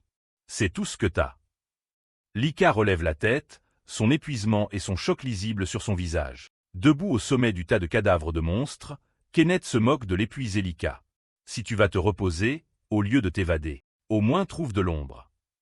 Il recharge négligemment son pistolet, sans montrer le moindre signe de fatigue. La moquerie fait mouche. Lika serre les dents, le visage déformé par une rage pure. Lika observe Kenneth, l'esprit en tumulte. Il n'a pas cessé d'attaquer une seule fois, et pourtant il n'est même pas essoufflé. Quel est l'écart entre nous? Lika court vers lui, exigeant une réponse. Ha. Comment tu peux tirer comme ça sans t'arrêter? Tu n'es jamais à court de munitions? Kenneth explique. Mon outil des arts divins crée une balle à chaque fois en consommant du mana. Un souvenir remonte de la chevalière bonne, Fran, expliquant à Lika. Désolé, Lika. À cause de son pacte, Kenneth ne peut littéralement pas mentir. Il est forcé d'accepter cette vérité incroyable. La différence stupéfiante de leur méthode devient claire pour Lika. Tandis que Kenneth forme des balles précises et économe en mana avec ses arts divins, le pouvoir de Lika est un flux continu et hémorragique d'énergie brute, puissant, mais insoutenable. Une compréhension sombre se lit sur son visage alors qu'il accepte cette dure réalité. Il ne peut égaler l'efficacité du vice-commandant. Donc, c'est comme ça, pense-t-il, son esprit déjà tourné vers une nouvelle stratégie désespérée. Il connaît l'immense différence d'efficacité, mais malgré cela, il ne peut pas simplement créer un pistolet à partir de rien. Il réalise que s'il continue à prolonger le combat, le résultat est évident, il sera vaincu. Dans ce cas, décide-t-il, résolu à emprunter une voie différente. Kenneth observe de loin tandis que Lika commence à rassembler une énorme quantité d'énergie, son corps émettant une vive aura rose. Voyant l'énorme accumulation d'énergie incontrôlée, Kenneth ricane, complètement à côté de la plaque. Humph. Tu abandonnes? Poursuivant son élimination sans effort des monstres, il écarte mentalement Lika. Ne sait pas s'ajuster, ne trouve pas d'autre plan. Il n'a pas sa place ici. Ouvrant un passage à travers les monstres, Kenneth prévoit son prochain mouvement. Je ferai mon rapport à la commandante de branche quand elle sera de retour. Soudain, un énorme pilier de flammes roses et jaunes jaillit de l'emplacement de Lika, s'élevant vers le ciel. La confiance satisfaite de Kenneth se brise instantanément, remplacée par un air de pure stupeur. Quoi? Se tenant dans l'œil de son propre ouragan de feu, Lika prononce sa déclaration. Les trucs n'ont jamais été mon truc de toute façon. Il fait un choix imprudent. Alors oublie l'efficacité, oublie le coup en mana, je vais tout donner, crie-t-il, levant les bras vers le ciel. La simple pression de l'accumulation d'énergie terrifie les monstres restants, qui ne peuvent que pousser des cris d'effroi. Conscient du danger, Kenneth claque la langue et bondit en arrière, essayant de se mettre hors de la vaste zone d'explosion. D'un dernier rugissement désespéré, Lika libère la pleine puissance débridée de ses flammes interdites. Un rayon colossal d'énergie destructive descend des cieux, engloutissant l'ensemble du champ de bataille dans un flash aveuglant. Même à distance, Kenneth est projeté en arrière par la force brute de l'explosion. Suspendu en plein air, il ne peut que regarder, incrédule. MPH. C'est imprudent. L'attaque laisse un cratère massif et fumant au cœur de la forêt, nettoyant complètement la zone de toute vie. Lika s'effondre sur la terre carbonisée, son énergie complètement épuisée et sa chemise désintégrée par l'explosion. Arg. Je suis vidé. Hug, je ne peux même pas lever un doigt. Alors que Kenneth atterrit à proximité, Lika, avec son dernier souffle de force, cherche désespérément l'approbation du vice-commandant. Alors, Tosvu. j'ai balayé bien plus que toi en un seul coup. Il gît au milieu des carnages, la voix remplie d'une supplique désespérée pour une reconnaissance. Maintenant tu dois me reconnaître. Mais Kenneth ne le regarde pas. Son regard est fixé sur autre chose dans le cratère, une expression de confusion sur le visage. « Qu'est-ce qui se passe ?» se demande Lika. Les yeux de Kenneth se plissent, sentant que quelque chose ne va terriblement pas. Qu'est-ce que c'est? Il le remarque. Des cadavres fendus des monstres abattus émergent des fils d'énergie brillants et filiformes qui s'enfoncent dans le sol. Le sol là où les fils convergent commence à tressaillir de façon sinistre. Dans un éclair d'horreur, Kenneth comprend ce qui se passe. C'est mauvais. C'est un piège. Crie-t-il, fuyez. Mais son avertissement arrive trop tard. Le sol éclate violemment sous leurs pieds, projetant en le Lika épuisé que le Kenneth agile dans les airs. Des profondeurs du cratère jaillit un monstre colossal en forme de verre, à la gueule béante et horrifiante, prenant les deux chevaliers complètement par surprise. Leur victoire les a menés dans un piège encore plus mortel. Dans la gueule du démon, Lika serre les dents, son visage figé par la fureur et le désespoir tandis qu'il se retrouve piégé. Dans un sursaut d'adrénaline, Lika repousse son compagnon hors de la trajectoire d'une explosion soudaine et puissante venant d'en dessous. Parvenant à peine à sauver l'autre chevalier, Lika s'accroche, réalisant avec horreur qu'ils se tiennent sur le démon même qui les avait attaqués. Ça a frôlé le drame. La gigantesque bouche du démon se tord en un rictus terrifiant. Il devient clair qu'il avait utilisé les autres monstres pour les attirer dans ce piège. Lika serre le poing, tandis que le reste de son énergie s'éteint. La panique s'installe quand Lika réalise la gravité de sa situation. Il est complètement épuisé par les combats précédents et n'a plus la force de se battre. Soudain, une langue massive et grotesque jaillit de la bouche du démon. La langue s'enroule rapidement autour de Lika et de l'autre chevalier, les emprisonnant complètement. Pris dans l'étreinte du démon, Lika se débat furieusement, criant à la créature de le lâcher. Alors qu'ils sont soulevés dans les airs, une silhouette descend d'en haut, se découpant sur le soleil éclatant. Une femme aux cheveux blancs et vêtue d'un uniforme de bonne, Lady Fran, vole vers eux avec un sourire confiant. Elle regarde le démon d'un air de dédain, le réprimandant pour son comportement indélicat. Lady Fran brandit une énorme lance en forme de cuillère, se préparant à attaquer. Avec une vitesse et une puissance incroyables, elle enfonce son arme lumineuse vers le bas. Sa lance touche l'objectif, le transperçant en ligne droite. La langue gigantesque du démon est empalée par l'attaque puissante de Lady Fran. Le démon massif commence à chuter du ciel, incapable de retenir ses victimes. Alors que le démon plonge, Lady Fran s'abat sur une autre créature qui se cachait en son sein. En un éclair, le démon est réduit en morceaux, et le chevalier aux cheveux noirs est envoyé en chute libre. Lika et son compagnon s'écrasent lourdement sur le sol, encore emmêlés dans les restes de la langue du démon. Lady Fran atterrit gracieusement à proximité, son talon s'enfonçant fermement dans le sol. Avec un sourire enjoué, elle félicite les deux garçons pour leur travail, puis s'excuse. Elle explique que bien qu'elle ait senti la présence du démon, elle ne s'attendait pas à ce qu'il se montre réellement. Depuis leur position indigne au sol, encore emmêlés dans la langue du démon, Lika et le chevalier regardent leur sauveuse avec une stupéfaction totale. Lady Fran, cependant, se contente d'offrir un sourire enjoué. « Oh là là, taquine-t-elle, on dirait que vous deux êtes devenus de grands amis. » Cette observation est accueillie par un cri d'indignation horrifié partagé par les deux garçons. Toujours emmêlés dans la langue du démon, Lika et le chevalier réagissent avec agacement aux taquineries de Lady Fran. Les trois se tiennent dans le paysage désolé, la langue tranchée du démon massif servant de témoignage grotesque au combat qui vient d'avoir lieu. Désormais libéré de la langue, Lika regarde Lady Fran, une expression sérieuse sur le visage, tandis qu'il assimile ce qui vient de se passer. Il réfléchit à la puissance écrasante qu'elle a montrée, détruisant sans effort un monstre qu'il avait poussé à ses limites absolues. Lika en conclut que Lady Fran est sur un tout autre niveau. Comme si elle sentait son regard, elle tourne légèrement la tête. Lika et le chevalier observent alors qu'elle s'agenouille près des restes du démon. Elle explique qu'elle prie toujours après avoir subjugué un démon, car ils ont été humains autrefois. Elle révèle une vérité choquante.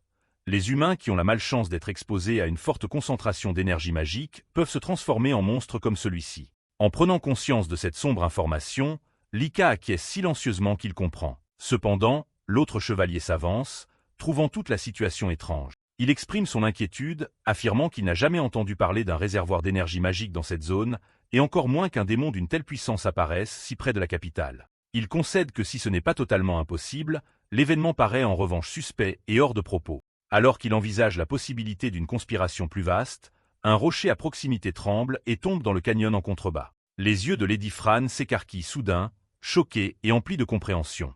Elle perçoit un danger immense qui approche. Le visage déformé par la terreur, elle crie un avertissement désespéré aux autres. « Courez !» Lika et le chevalier sont stupéfaits, confus par sa panique soudaine. Avant qu'ils ne puissent réagir, une pression invisible et écrasante s'abat sur toute la zone. La force immense paralyse les trois. Ils se débattent, mais se rendent compte qu'ils sont complètement incapables de bouger. Une voix sinistre résonne, déplorant que sa meilleure création ait été vaincue. Une botte sombre apparaît, fissurant le sol. Les trois chevaliers lèvent les yeux, le visage empreint de choc et d'effroi, alors qu'ils sentent l'arrivée de l'inconnu. Une silhouette mystérieuse en manteau sombre à capuche se dresse devant eux, irradiant une aura de puissance malveillante et immense. Lady Fran fixe la scène, horrifiée, reconnaissant la puissance brute qui émane de la silhouette. Elle comprend qui il doit être. Depuis l'ombre de sa capuche, les yeux jaunes brillants de la silhouette les regardent. Il ricane, contrarié qu'ils aient déchiré son « enfant » en pièces. Il jette un coup d'œil aux restes ensanglantés du démon, déclarant que les humains, avec leur visage trompeur, sont vraiment des créatures laides. Furieuse de ces paroles, Lady Fran serre plus fort son arme. « Créé ?» demande-t-elle, exigeant de savoir qui est cet individu mystérieux. Impassible face à sa défiance, la silhouette capuchonnée lève simplement un doigt, prête à répondre par une démonstration de sa puissance écrasante. Sans un mot, la silhouette déclenche une onde dévastatrice d'énergie noire, projetant les trois chevaliers au sol. Lady Fran pousse un cri d'agonie tandis que l'immense puissance la submerge, la laissant totalement impuissante au sol. Lika regarde, incrédule, son esprit peinant à accepter la réalité de la situation.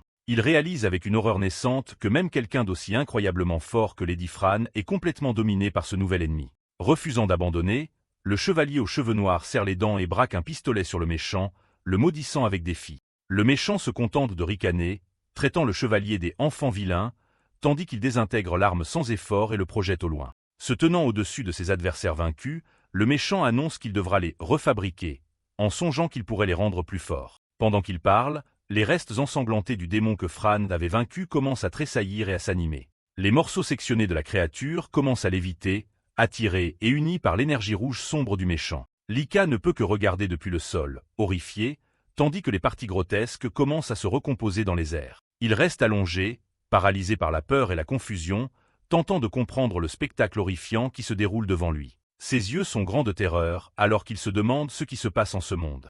Un nouveau pied monstrueux frappe le sol, annonçant l'arrivée d'une autre création du méchant. Le méchant écarte les bras, se demandant à voix haute ce que produira cette nouvelle variable. Un nouveau monstre horrifiant apparaît, une créature au cerveau exposé et à la gueule béante. Le nouveau monstre vise immédiatement Lady Fran, sa main massive lui saisissant le menton. Il la soulève sans effort, une tentacule jaillissant de son cerveau exposé et se reliant à sa tête.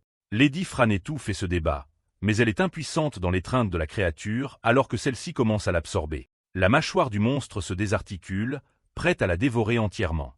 En voyant cela, l'esprit de Lika commence à se fissurer sous l'horreur pure. Il voit Lady Fran, la puissante chevalière qu'il a sauvée quelques instants plus tôt, sur le point d'être tuée. Son esprit repense à ses paroles joyeuses, déclarant que son but était de s'assurer que tout le monde rentre sain et sauf. Il se souvient de son encouragement bienveillant et de ses grands espoirs pour lui, et quelque chose en lui craque. D'un cri désespéré, Lika hurle « Arrêtez !»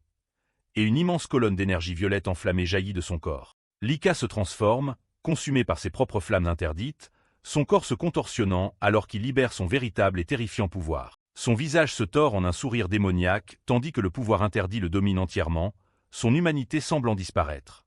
Le chapitre se termine sur ce cliffhanger terrifiant, laissant son destin inconnu. Voyant Fran aux prises avec un démon, Lika est submergée par le choc et le désespoir. Ce désespoir devient le déclencheur, réveillant en lui un pouvoir interdit. Une sinistre flamme violette jaillit dans sa main. Il déchaîne ce pouvoir nouveau, un torrent d'énergie interdite visant à sauver celle qui lui est chère. Le souffle de flamme violette file vers le démon qui menace la vie de Fran. Un souvenir ou une vision jaillit devant les yeux de Lika. Fran, l'air terrifié et impuissant. Alimenté par la rage et le pouvoir interdit, l'apparence de Lika se métamorphose. Ses cheveux s'allongent et s'assombrissent tandis qu'il se prépare à combattre. Un gros plan montre son visage déformé par un cri de pure rage, son pouvoir se manifestant par une flamme au-dessus de son œil. Après la transformation, Lika redevient son apparence normale, mais il est affaibli et en difficulté. Soudain, une mystérieuse silhouette à capuche aux yeux jaunes brillants apparaît devant lui. Lika s'effondre au sol, écrasé par une pression immense. Un vide sombre et menaçant se forme, et il se retrouve incapable de bouger. La mystérieuse silhouette laisse échapper un rire amusé, observant la lutte de Lika depuis le vide. Il se moque de Lika, exprimant sa surprise que Lika puisse même tenter de bouger dans son puissant champ de gravité. Alors que Lika serre les dents et se redresse, la silhouette remarque son intérêt pour quelque chose au-delà de la seule force physique de Lika. La silhouette s'interroge sur l'origine de la flamme de Lika, sentant qu'il s'agit d'un pouvoir d'un autre monde. Le mystérieux personnage juge le pouvoir de Lika intéressant et fait un pas de plus. Il tend la main pour toucher le visage de Lika, visant à sonder les secrets de son pouvoir. Un gros plan de l'œil de Lika montre la tension qu'il subit pendant que la silhouette fouille ses secrets. La silhouette rit, ayant découvert le secret de Lika. Il a passé un pacte avec un dieu d'un autre monde, un fait qui rend la silhouette profondément envieuse. Une vision apparaît, montrant le moment du pacte. La silhouette est choquée de voir ce que Lika a dû offrir pour obtenir un tel pouvoir. L'entité sinistre de l'autre monde sourit, ayant accepté le sacrifice de Lika. Son œil lumineux luit dans l'obscurité, symbole du pacte dangereux que Lika a conclu. De retour au présent, la silhouette capuchonnée attaque, mais Lika n'est plus impuissant. Lika lance un regard furieux à son adversaire, les yeux brillants d'énergie violette, et déclare qu'il en a assez d'entendre ses moqueries. D'un dernier rugissement défiant, Lika libère toute l'énergie accumulée, brisant la pression invisible qui le retenait captif. L'explosion soudaine de puissance engloutit complètement la silhouette capuchonnée, qui n'a pas le temps de réagir à la contre-attaque furieuse de Lika. La mystérieuse silhouette capuchonnée gît vaincue sur le sol, son corps brisé par l'onde de choc puissante de Lika. Ayant dépensé toute son énergie dans cette attaque finale, Lika est projeté en arrière par le recul. Il s'effondre au sol, l'effort d'avoir utilisé le pouvoir interdit ayant été trop lourd pour son corps. Ses compagnons, qui n'ont pu qu'observer depuis les marges, sont laissés sans souffle et sous le choc de la conclusion soudaine du combat. Ils regardent, incrédules, la scène devant eux.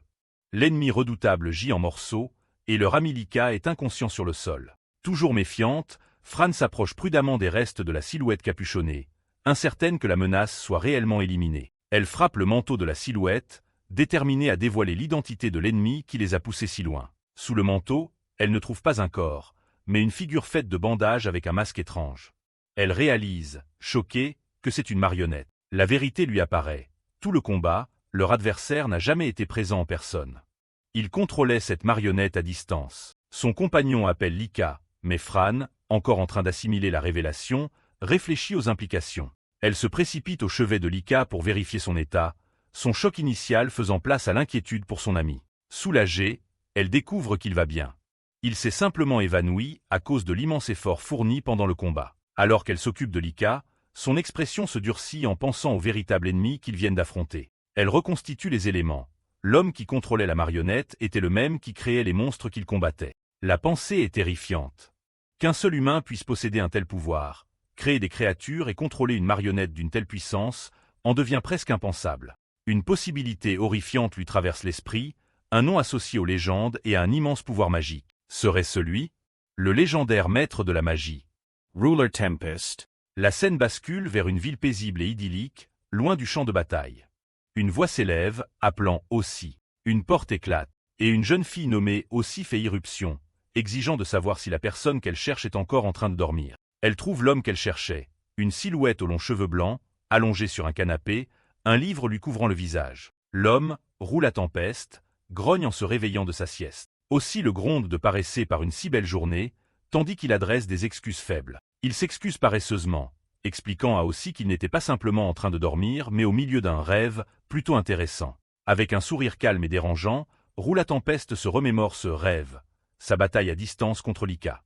La puissance brute qu'il a vue était un frisson, une excitation qu'il ressent encore. Il dit à aussi qu'il a trouvé quelque chose de bon et que son cœur bat encore d'excitation. Elle le blâme d'être un adulte maladroit, ce à quoi il se plaint qu'elle est dure. Trop paresseux pour se lever, Tempeste utilise sa magie pour se verser une tasse de thé, amenant aussi à commenter à nouveau sa fainéantise. Il est d'accord avec elle, admirant le ciel magnifique et la journée paisible.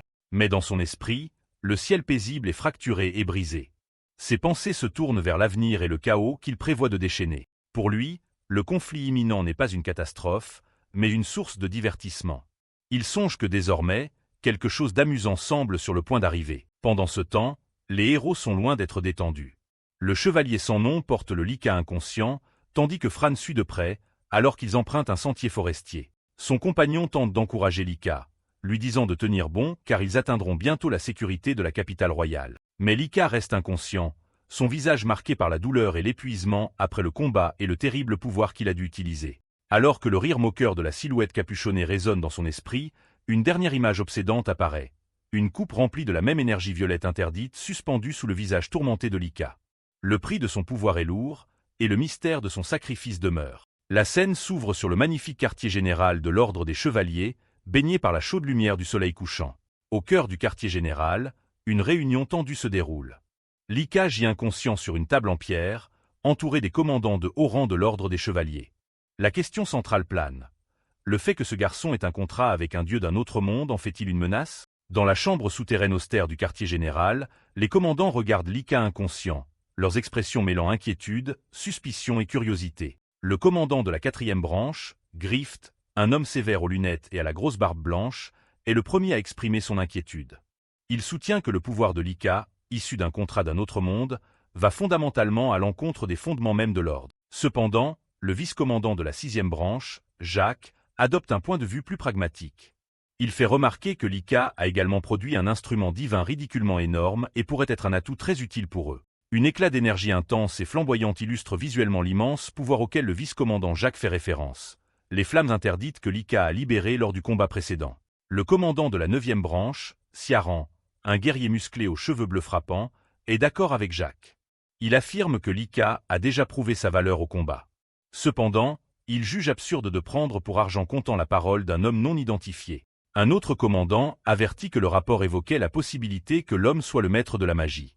Il estime que le risque est bien trop grand, déclarant que leur organisation n'a pas besoin d'éléments incertains. Cette ferme opposition vient du vice-commandant Gavan, un homme aux longs cheveux dorés et au tempérament froid. Il affirme catégoriquement que les éléments incertains ne font que semer le chaos. Un gros plan sur l'œil bleu perçant de Gavan révèle son jugement calculateur et sévère.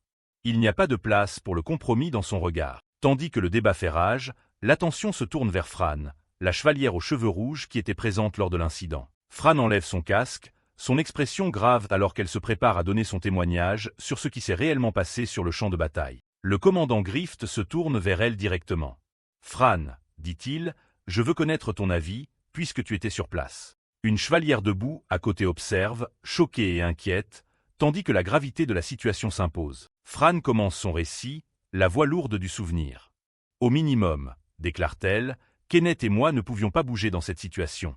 Le seul qui pouvait tenir tête à cet homme, c'était lui. » Son souvenir revient sur la scène de dévastation, Lika debout au milieu des morts.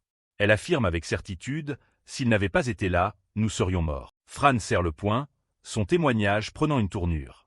Cependant, dit-elle, s'interrompant alors qu'un souvenir sombre remonte. Elle se rappelle l'image terrifiante de Lika, consumée par son propre pouvoir chaotique, rouge sombre, rugissant sans contrôle. L'image de son sourire dément et inhumain est gravée dans son esprit.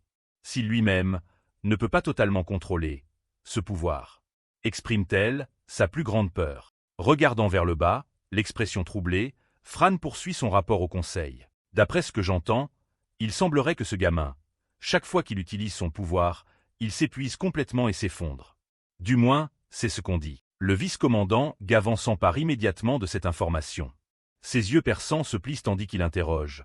Peut-on vraiment appeler ça sous contrôle? Fran reste sans voix, incapable de réfuter la question acerbe de Gavan alors qu'il la domine du regard et observe Lika encore inconscient. Le cœur lourd et l'air résigné, Fran ferme les yeux et admet le point. Je vois. Son aveu fait taire la salle, reportant le fardeau de la décision sur le conseil. La voie à suivre se cristallise à partir du témoignage de Fran. L'objectif du conseil est désormais clair. Ils doivent déterminer si Lika peut contrôler son pouvoir, et par extension, s'il convient à l'ordre des chevaliers. Le destin du garçon sur la table dépend de la réponse à cette unique question. Les commandants réagissent chacun à leur façon. Tandis que Ciaran et la chevalière semblent préoccupés, le commandant Grift paraît pensif, et le vice-commandant Jacques semble satisfait de l'évolution. Saisissant l'occasion, Fran s'adresse directement à l'opposant le plus virulent. En tenant compte de cela, vice-commandant Gavan, que faudrait-il pour vous convaincre? L'œil injecté de sang de Gavan se plisse alors qu'il réfléchit à la question, un regard froid et calculateur sur le visage. Voyons voir, songe-t-il, formulant visiblement un plan. Un sourire cruel joue sur les lèvres de Gavan lorsqu'il prononce sa condition, l'épreuve de la flamme gardée. Il devra au moins passer cela. L'annonce provoque un choc immédiat. La chevalière et le commandant Ciaran sont stupéfaits, s'exclamant « c'est ». Leur réaction montre clairement que cette épreuve est extraordinaire et dangereuse. La condition posée, une décision est prise. « Très bien, c'est décidé », annonce un commandant, avant de se tourner vers le vice-commandant. « Jacques, je compte sur toi pour les soins. » Fran affiche un sourire en coin, pleinement consciente de la dangerosité de l'épreuve. « On l'envoie en enfer, dit-elle à Jacques. Assure-toi de bien le raccommoder. » Pendant ce temps, Lika reste inconscient, les cicatrices feintes en forme de veines laissées par son pouvoir encore visibles sur sa peau pendant qu'il repose. Dans l'obscurité de son esprit, une voix résonne, appartenant à l'entité qu'il a affrontée au combat. « Ah, je vois toi, râle-t-elle, tu as passé un contrat avec un dieu d'un autre monde. » Le souvenir continue, un vortex tourbillonnant d'énergie rouge. Un dieu d'un autre monde. Mais, penser que tu aurais offert quelque chose comme ça, poursuit la voix, en référence au sacrifice que Lika a consenti pour son pouvoir. La voix devient venimeuse, pleine de dégoût. Digulas. C'est quoi ton? Submergé par le souvenir, Lika hurle dans son sommeil, « Argue, tais-toi !» Lika sursaute violemment et se réveille au lit en hurlant, se libérant du cauchemar. Désorienté, il regarde autour de lui et se trouve dans une chambre. À sa surprise, son compagnon chevalier, Kenneth, est assis près de son lit, lisant un livre. Hein. Qu'est-ce? Marmonne Lika. Kenneth relève les yeux de son livre, l'expression neutre. « Tu es enfin réveillé, » dit-il calmement. « On t'a même appliqué des techniques de guérison. Jusqu'où comptais-tu dormir ?» taquine Kenneth, tandis qu'une vue du quartier général la nuit montre qu'un laps de temps important s'est écoulé. Ignorant la remarque, la première préoccupation de Lika est leur sécurité. « Et cet homme ?» demande-t-il avec urgence. Kenneth le rassure. « Tout va bien. Le danger immédiat est passé. » Lika jette un coup d'œil et remarque le regard légèrement détourné de Kenneth et le léger rougissement sur sa joue, signe silencieux de son inquiétude. Lika, sentant le malaise de son ami, le regarde avec une curiosité sincère. « Qu'y a-t-il » demande-t-il. Kenneth finit par avouer ses sentiments, détournant le regard, embarrassé. « Nous avons été sauvés cette fois grâce à toi. »« Merci. J'avais peur quand tu ne te réveillais pas. » Lika est complètement abasourdi, sans voix devant la confession inattendue et sincère de Kenneth. Un air taquin traverse le visage de Lika alors qu'il commence à taquiner son ami. « Quoi? Tu t'inquiétais pour moi ?» Kenneth, déconcerté, lâche, « C'est toi qui nous as sauvés. » Évidemment que je m'inquiétais. Voyant à travers le déni gêné de son ami, Lika sourit chaleureusement. « Toi, tu ne sais vraiment pas mentir, hein ?» Complètement embarrassé, Kenneth tourne la tête et marmonne. « Bon, peu importe. » Mais alors que leur moment amical se termine, une voix dit « Merci », tandis que des pas lourds approchent de la porte, annonçant une interruption imminente. La porte de la chambre est soudainement poussée avec fracas, interrompant le moment de calme entre Lika et Kenneth. La silhouette imposante du commandant de branche Ciaran remplit l'encadrement. Son expression est sévère et grave. Ciaran s'excuse de déranger Lika pendant sa convalescence, mais va droit au but. Une décision a été prise concernant ton avenir. Lika, toujours assis au lit, lève la tête, confus. « Mon avenir ?» répète-t-il. Ciaran confirme simplement « oui ». D'un ton grave, Ciaran fait l'annonce officielle. « Il a été décidé que tu subiras l'épreuve de la flamme gardée. » Kenneth réagit aussitôt, le visage figé par le choc et l'incrédulité, en criant « Quoi ?» Lika tente encore de comprendre les paroles du commandant, stupéfait. « Épreuve ?» marmonne-t-il. Kenneth perd complètement son sang-froid et hurle contre le commandant « C'est juste imprudent. Ce type vient d'arriver comme « protégé » l'autre jour. C'est un bleu total. » Ciaran reste imperturbable face à l'éclat. « Je suis l'administrateur officiel de cette épreuve », déclare-t-il, mettant fin à tout débat. Kenneth ne peut que bredouiller « Attendez une minute. » Lika, cependant, voit une lueur d'espoir. « Je ne comprends pas trop, mais si je réussis cette épreuve, est-ce que cela veut dire que je serai officiellement reconnu comme membre de l'ordre des chevaliers ?» Kenneth ne peut s'empêcher de crier « idiot » devant la naïveté de son ami. Kenneth explique frénétiquement les véritables enjeux. L'épreuve de la flamme gardée est un test pour devenir candidat exécutif. Normalement, il te faudrait la recommandation d'au moins 2 commandants de branche, en plus de ton expérience et de tes faits d'armes. Les yeux écarquillés de panique et la sueur perlant sur son front, Kenneth tente de faire comprendre à Lika l'impossibilité de la situation. « Et toi qui viens à peine d'obtenir la magie divine. C'est pratiquement une exécution. » hurle-t-il. Lika reste immobile, abasourdi, le poids des paroles de Kenneth le frappant enfin. Ciaran confirme la sombre réalité. Comme le dit Kenneth, tu ne devrais pas prendre cela à la légère. Parmi ceux qui passent l'examen, seuls quelques-uns réussissent. Parmi ceux qui échouent, un tiers devient fou à cause de sa rudesse. Il poursuit son avertissement sinistre, ou sinon, tandis qu'apparaît l'image d'un monstre squelettique horrifiant, représentant le sort ultime de l'échec, tu mourras. Le regard de Ciaran est intense et inébranlable. Si tu ne veux pas mourir, affronte-le comme si tu étais prêt à mourir. Kenneth ne peut que regarder, accablé, murmurant le nom de Lika, espérant qu'il refusera la mission suicidaire. Après un long silence, Lika s'assoit au bord de son lit. Je ne comprends pas trop les trucs compliqués, mais... commence-t-il? Un large sourire déterminé s'étire sur son visage. C'est le seul endroit qu'il me reste maintenant, déclare-t-il, sa résolution se durcissant. Contre le ciel nocturne, avec le château de l'ordre des chevaliers au loin, Lika se fait une promesse inébranlable. Donc je risquerai ma vie, et je donnerai tout ce que j'ai. 5 jours plus tard, le jour de l'épreuve arrive. Lika, désormais vêtu d'un uniforme de l'ordre des chevaliers, se tient avec Ciaran devant la gueule béante d'une grande grotte. Ciaran commence à exposer les règles de l'Ordali. L'épreuve qui t'est imposée consiste principalement en 2 parties, explique-t-il en levant 2 doigts. Regardant la grotte profonde et sombre, Ciaran révèle la première tâche. La première est de survivre à l'intérieur de cette grotte pendant 3 jours. Lika, l'expression résolue, écoute attentivement et pose la question cruciale. Et la deuxième partie? En réponse à la question de Lika, Ciaran dit simplement « 7 choses ». Il présente une simple bougie éteinte dans un porte-bougie en laiton. Lika la regarde, confus. An bougie. Essaie d'y verser ton pouvoir, ordonne Ciaran. Bien que perplexe, Lika obéit, canalisant son énergie rose scintillante dans l'objet. La bougie jaillit instantanément en une grande flamme rugissante, surprenant Lika. « Waouh, c'est chaud !» s'écrie-t-il en reculant face à la chaleur soudaine. Ciaran révèle alors la seconde partie cruciale de l'épreuve. Tu dois t'assurer que la flamme de la bougie ne s'éteigne pas, protège-la pendant 3 jours. Les yeux de Lika s'écarquillent, incrédule, tandis qu'il fixe la flamme, la sueur coulant sur son visage. Protéger la flamme, répète-t-il, peinant à comprendre. Ciaran explique ensuite la terrible condition. Cette flamme attirera des monstres, tu vois. L'horreur totale de l'épreuve frappe Lika. Il doit non seulement survivre 3 jours, mais aussi protéger un phare ardent qui attirera en permanence les ennemis vers sa position. Alors qu'il s'apprête à laisser Lika à son sort, Ciaran lance un dernier ordre sec.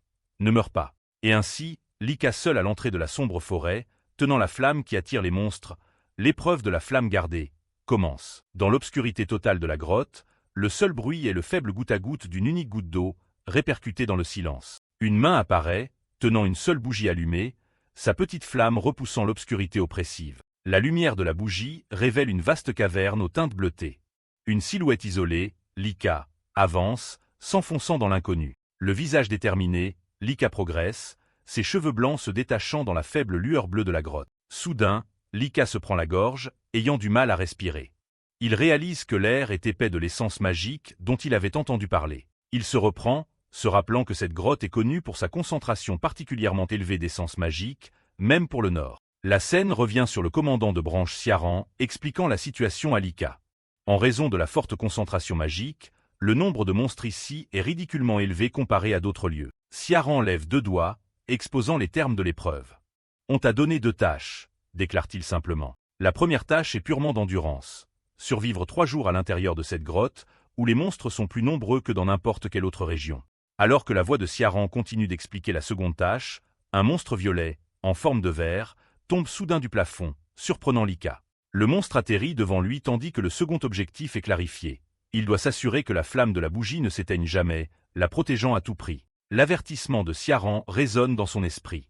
Laisser un ennemi éteindre la flamme n'est pas une option pour réussir ce test. Et il y a une autre condition d'échec. Si la bougie s'éteint complètement, il échouera. Sans perdre de temps, Lika se jette sur le monstre. Une éclatante gerbe de lumière jaillit lorsque Lika déclenche une puissante entaille en forme de croix. Il enchaîne son attaque, montrant une vitesse et une puissance incroyables en tranchant sa cible. Le monstre est instantanément vaincu, son corps tranché en morceaux par la frappe précise et dévastatrice de Lika. Mais après l'attaque, un regard de stupeur apparaît sur le visage de Lika lorsqu'il remarque quelque chose d'inattendu. La flamme de sa bougie jaillit soudain, brûlant bien plus vivement.